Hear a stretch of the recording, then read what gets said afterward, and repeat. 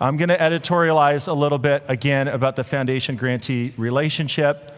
And some of you come to our conferences, and sometimes you say, for Pete's sake, CEP, the foundation-grantee relationship isn't the only thing we do, right? Like, we are not just a grant maker. We influence change through policy advocacy, through communications, other levers. Maybe we do impact investing.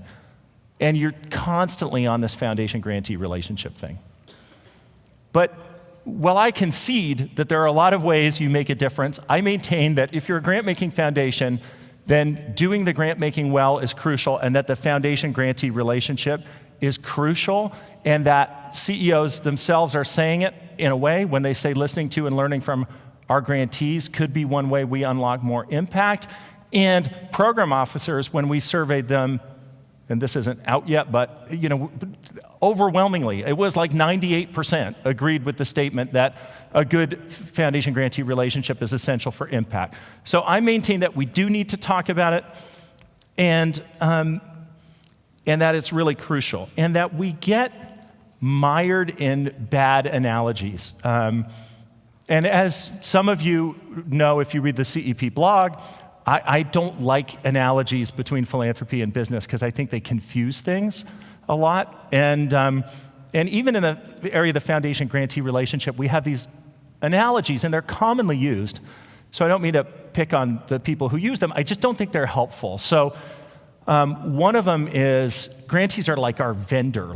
They're like the guys who fix your roof. And you just care if the roof is fixed, and you don't really care about anything else. And for some of your work, I get it. You're funding a research piece at a department at a university, and you're not really interested in the larger department or the university. Sometimes that is true. But I'd argue that for most of you, there are many grantees whose organizational health should be important for your ability to achieve your goals, and that the vendor relationship isn't the right analog in most cases. Another really common analog is customer. Grantees are our customers. And I don't think this one works either because, as my colleague Kevin Bolduc always points out, the money's flowing in the opposite direction. And the dynamics are completely different. Some of you saw my kids here last night. I was out to dinner with them one time when they were younger with my wife, and we were like celebrating something. We were at a restaurant we shouldn't really have been at with an 11 and an 8-year-old. I don't know what we were doing, but we had justified it somehow. And there we were, and my 11-year-old said, "Mom, there's a mouse." And she said, "Mom, there's another mouse." And my wife went up to tell the folks who work at the restaurant. Turns out there were mice everywhere. My 8-year-old is not, I mean, she's now 12, but she wasn't a rodent fan then. And she isn't now. And so we were trying to keep her in the dark, but eventually she figured it out.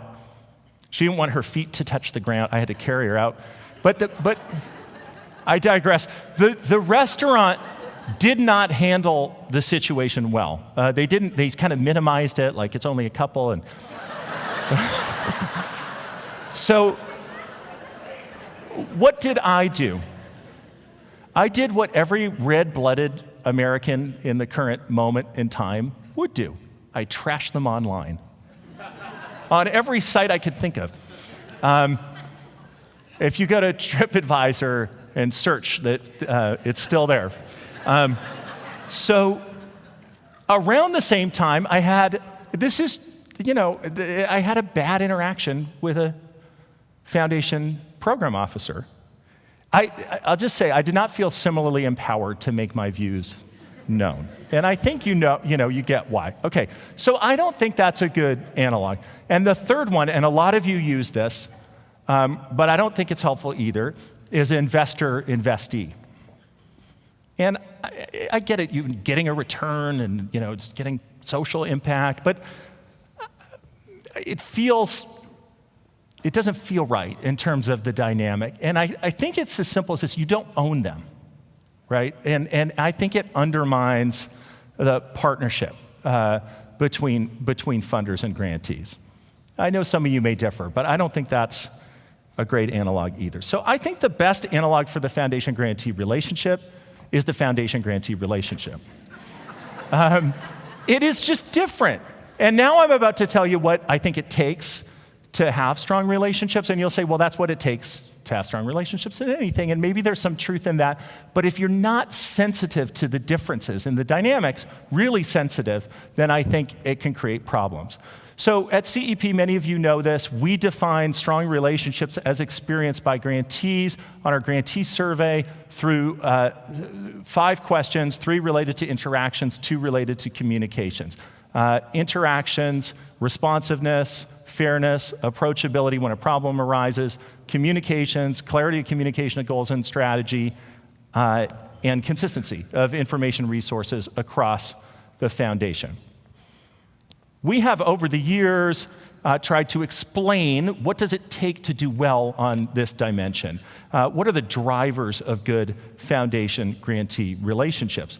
And we've had a pretty good statistical model to explain that, but then people suggest survey questions to us, and a lot of times they're good suggestions, and we include them on our survey, and our model gets better, and we now have a much better understanding. And so we'll publish this later in the year, but what we now realize is that the 2 most powerful drivers of strong relationships with foundations from the grantee perspective are understanding, I'll talk about what that is, and transparency. So I want to focus in particular on understanding. So that's about a set of questions that get at building broad understanding of grantees' strategies and goals, grantee challenges, grantee fields, social, cultural, or socioeconomic factors that affect the work, grantee local communities, intended beneficiaries' needs. That's one of the new questions, understanding of intended beneficiaries' needs, and it turns out to be important. So who does that? Who does that? It's your program staff who do that, right? I would argue that this is about getting proximate, right, as Brian Stevenson put it. But when we ask program officers in a survey, and again, we'll put this out later in the year, how they're spending their time, 2/3 say they're not spending their time in the right places. And they want to spend less time, and okay, don't we all? But they want to spend less time overwhelmingly on internal administration. Nobody whoa, I'm so excited to go in and internally administer. But it comes through in our research with program officers that there is a desire to be out there more, to be building the relationships.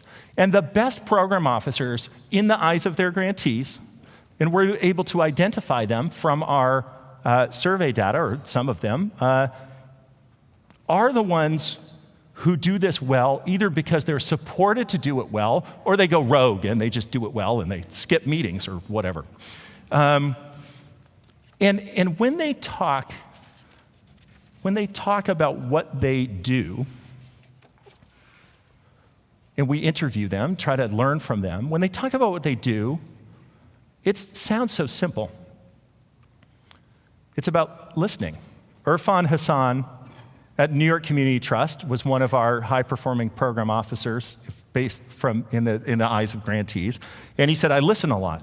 Every chance I can get to hear from nonprofits is a chance for me to better understand what the issues are. So a good conversation is a conversation where I say very little and I hear.